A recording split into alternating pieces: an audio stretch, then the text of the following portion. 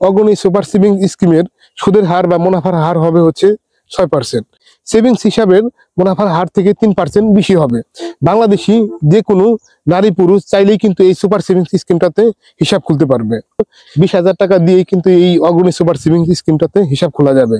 অর্থাৎ মিনিমাম জমা কিন্তু আপনার 20,000 হতেই হবে এবং আপনি চাইলে যতবার খুশি এই স্কিম থেকে কিন্তু টাকা উঠাতে পারবেন প্রতি মাসে। দিনে চাইলে আপনি একাধিকবারও কিন্তু টাকা উত্তোলন করতে পারবেন। সুপ্রিয় দর্শক, আসসালামু আলাইকুম। আশা করি সবাই ভালো আছেন। সুপ্রিয় দর্শক, আজকে আমি আপনাদেরকে দারুণ একটি সুখবর দিব। সেটি হচ্ছে অগ্রণী ব্যাংক পিএলসির সুপার সেভিং স্কিম নিয়ে। অতি সম্প্রতি অগ্রণী ব্যাংক তার এই অগ্রণী সুপার সেভিং স্কিমের মুনাফার হার বা সুদের হার অনেকখানি বাড়িয়েছে। সুপ্রিয় দর্শক, অগ্রণী ব্যাংক পিএলসি ঘোষণা দিয়েছে অগ্রণী সুপার সেভিং স্কিমের সুদের হার বা মুনাফার হার হবে হচ্ছে 6%। এবং অগ্রণী ব্যাংক পিএলসি আরো একটি বিষয় সংযোজন করেছে, সেটি হচ্ছে এই সুপার সেভিং স্কিমের মুনাফার হার সবসময়ই সেভিংস হিসাবের মুনাফার হার থেকে 3% বেশি হবে। অর্থাৎ এটি ভবিষ্যতে পরিবর্তিত হবে। যদি সঞ্চয়ী হিসাবের মুনাফার হারের হার পরিবর্তন হয়, তো সেক্ষেত্রে এই সুপার সেভিংস স্কিমের মুনাফার হারও পরিবর্তন হবে।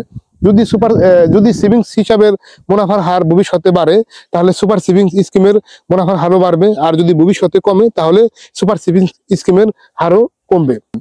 বাংলাদেশি যে কোনো নারী পুরুষ চাইলেই কিন্তু এই সুপার সেভিংস স্কিমটাতে হিসাব খুলতে পারবে। চাইলে নাবালকরাও হিসাব খুলতে পারবে, তবে নাবালকদের পক্ষে তাদের দ্বারা প্রপার গার্জিয়ান তারাই হচ্ছে এই হিসাবটি পরিচালনা করবে। নাবালকরা যখন সাবালক হবে, সাবালক হওয়ার পরবর্তীতে তখন তারা চাইলে নিজেরাই তাদের এই হিসাবটি পরিচালনা করতে পারবে। সর্বনিম্ন 20,000 টাকা দিয়েই কিন্তু এই অগ্রণী সুপার সেভিং স্কিমটাতে হিসাব খোলা যাবে। অর্থাৎ মিনিমাম জমা কিন্তু আপনার 20,000 হতেই হবে।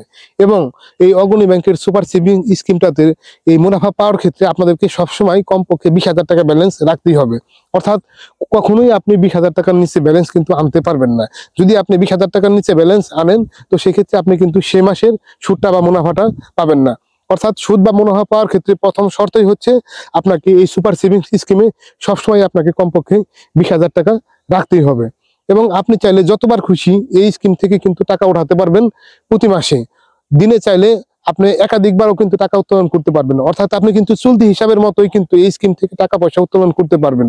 তবে মুনাফা পাওয়ার ক্ষেত্রে কিন্তু আপনার একটা বিষয় আছে, আপনি কিন্তু মাসে 5 বারের বেশি টাকা উত্তোলন করতে পারবেন না। অর্থাৎ যদি 5 বারের বেশি টাকা উত্তোলন করেন আপনার এই হিসাব থেকে, তো সেই ক্ষেত্রে কিন্তু আপনি ওই মাসের সুদ বা মুনাফা পাবেন না। সুপ্রিয় দর্শক, বিষয়টা আমি আপনাদের অবগতির জন্য আবারও পুনরায় রিপিট করতেছি। আপনাদেরকে হচ্ছে এই অগ্রণী সুপার সেভিংস স্কিমটাতে যে 6% যে মুনাফা, এই মুনাফা পাওয়ার ক্ষেত্রে কিন্তু দুইটা বিষয় মাথায় রাখতে হবে। অর্থাৎ দুইটি প্রধান শর্ত। সেটি হচ্ছে আপনাদের এই সুপার সেভিংস স্কিমটাতে আপনার মিনিমাম জমা সবসময় 20,000 টাকা হতেই হবে। 20,000 টাকার নিচে যদি নেমে যায়, তো সেক্ষেত্রে আপনি ওই মাসের মুনাফা পাবেন না। আর আপনারা যতবার খুশি ততবার টাকা উত্তোলন করতে পারবেন, এটা ঠিক। কিন্তু কোনো মাসে যদি আপনারা 5 বারের বেশি টাকা উত্তোলন করেন বা ট্রান্সফার করেন, তো সেক্ষেত্রে কিন্তু ওই মাসের জন্য আপনারা সুদ বা মুনাফা পাবেন না। তো সুপ্রিয় দর্শক, এখানে আরো একটা বিষয় বলে দিই যে আপনাদের এই সুপার সেভিংস স্কিমটাতে হিসাব করার জন্য আপনাদের কি কি ডকুমেন্টস প্রয়োজন পড়বে। আপনাদের প্রয়োজন পড়বে হচ্ছে আপনাদের ভোটার আইডি কার্ড।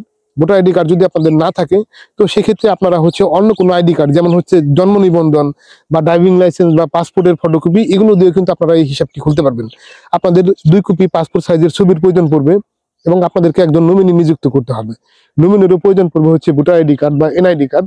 নমিনির যদি ভোটার আইডি কার্ড বা এনআইডি কার্ড না থাকে, তো সেক্ষেত্রে কিন্তু নমিনি অন্য কোনো আইডি কার্ড, যেমন সেটি হচ্ছে জন্ম নিবন্ধন বা ড্রাইভিং লাইসেন্সের ফটোকপি অথবা পাসপোর্টের ফটোকপি বা অন্য কোনো আইডি কার্ডের ফটোকপি দিয়েও কিন্তু নমিনি হওয়া যাবে। তো সুপ্রিয় দর্শক, নমিনিরও ছবির প্রয়োজন পড়বে।